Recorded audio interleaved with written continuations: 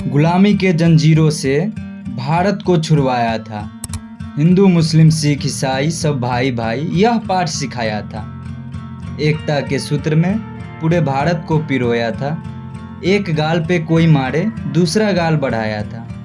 अहिंसा और सत्य के पाठ पूरे विश्व को पढ़ाया था।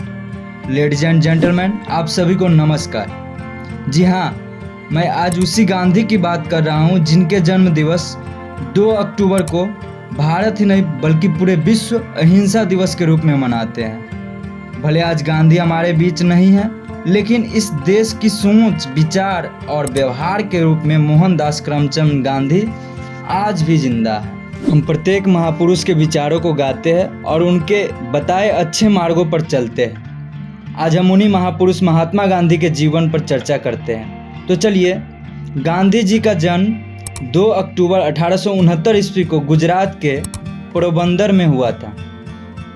गांधी जी का पूरा नाम मोहनदास करमचंद गांधी था। उनके पिता का नाम करमचंद गांधी तथा माता का नाम पुतलीबाई थी। गांधी जी की पत्नी के नाम कस्तूरबा गांधी थी। गांधी जी की शादी 12 वर्ष की उम्र में हो गई थी। उनके 4 बेटे थे जिनका नाम हरिलाल, मणिलाल, रामदास और देवदास था। गांधी जी के पढ़ाई पूरा होने के बाद वे वकील बने और अपना बहुत सारे सफल केस लड़े। बाद में वे एक केस के सिलसिले में अफ्रीका गए, जहां उनको ट्रेन में कुछ समस्याएं हुई। वहां गोरे काले कानून चलता था कि कोई भी काला व्यक्ति ट्रेन के फर्स्ट क्लास में सफ़र नहीं कर सकते थे, लेकिन महात्मा गांधी फर्स्ट क्लास की टिकट कटा लिया था। बाद में क्या हुआ, जो होना था वो हुआ। महात्मा गांधी को एक अंग्रेज वहाँ से हटने पर मजबूर कर दिए उस फर्स्ट क्लास की सीट से। तो महात्मा गांधी नहीं हटे क्योंकि महात्मा गांधी के पास फर्स्ट क्लास की टिकट थी। तो अंग्रेज़ों ने महात्मा गांधी को धक्का मारकर ट्रेन से बाहर फेंक दिया। यहीं से गांधी जी की राजनीतिक पहलू स्टार्ट हुई। उन्होंने अफ्रीका में रहकर सितंबर 1906 ईस्वी में सत्याग्रह करने लगे। बाद में उन्हें सफलताएं भी प्राप्त हुई। बाद में उस देश की यानी अफ्रीका की काला गोरा नियम हटा दिए गए। वहीं गांधी जी की पहली सफलता थी। गांधी जी के बहुत से नाम आने लगे, बहुत से पेपर, पत्रिका में, अखबार, हर न्यूज़ में नाम आने लगे गांधी जी की कि गांधी जी क्या किए कि विदेश में जा कर के वहाँ पे एक सफल केस लड़े। और उस टाइम क्या था, भारत अंग्रेज के गुलाम थे। तो गांधी जी के भारत लौटने पर उसका धूमधाम से स्वागत किया गया। गांधी जी अपने राजनीतिक गुरु गोपाल कृष्ण गोखले के कहने पर पूरे भारत भ्रमण किए, क्योंकि भारत में भी वही स्थिति था। तो सोचा उनके गुरु गोपाल कृष्ण गोखले कि क्यों न महात्मा गांधी को यहाँ से उठाया जाए। गांधी जी पूरे भारत भ्रमण करने लगे और वह देखा कि जो अफ्रीका में हम सफल केस लड़े वहाँ पे, यहाँ भारत में भी वही स्थिति है, तो हमको कुछ ना कुछ करना पड़ेगा।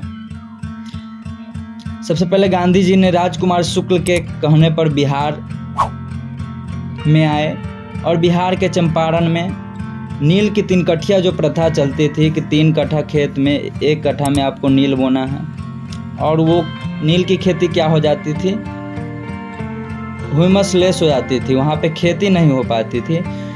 तो वहाँ के किसानों को बहुत से दिक्कत समस्याओं का सामना करना पड़ता था। अतः महात्मा गांधी वहाँ गए और 3 कट्ठिया प्रथा को 1917 ईस्वी में आंदोलन स्टार्ट किया। और गांधी जी की सत्याग्रह की पहला जीत बिहार से ही शुरू हुई थी। उसके बाद गांधी जी ने बहुत सारे आंदोलन किए, सत्याग्रह किए, जिनमें उनको बहुत ही सफलता मिली, बहुत बार जीत मिली, और कितने बार गांधी जी वहाँ से जेल भी गए। बाद में सन 8 अगस्त 1942 को भारत छोड़ो आंदोलन की शुरुआत की और अंग्रेजों को भारत छोड़ने पर मजबूर कर दिया।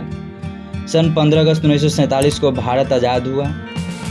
महात्मा गांधी को भारत में राष्ट्रपिता के नाम से भी जाना जाता है।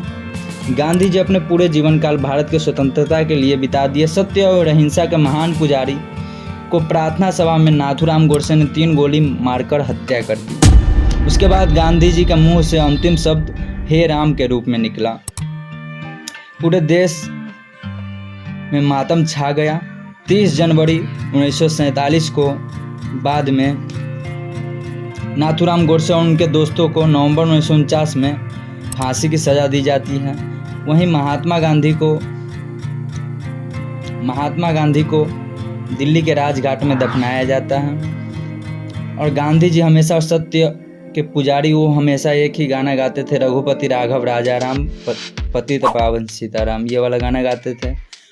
महात्मा गांधी जी के आदर्श जीवन से प्रेरणा लेने की ज़रूरत है हम लोगों को, तभी हर व्यक्ति के जेब में गांधी रहता है। जिस व्यक्ति के जेब में गांधी नहीं रहता उसकी कोई इज्जत नहीं रहती है दोस्तों। सन 1914 में 2 अक्टूबर को मोदी सरकार के बनने के बाद बहुत सा बड़ा पहलू उठाया गया गांधी जयंती पे 2 अक्टूबर के दिन, स्वच्छता को लेकर।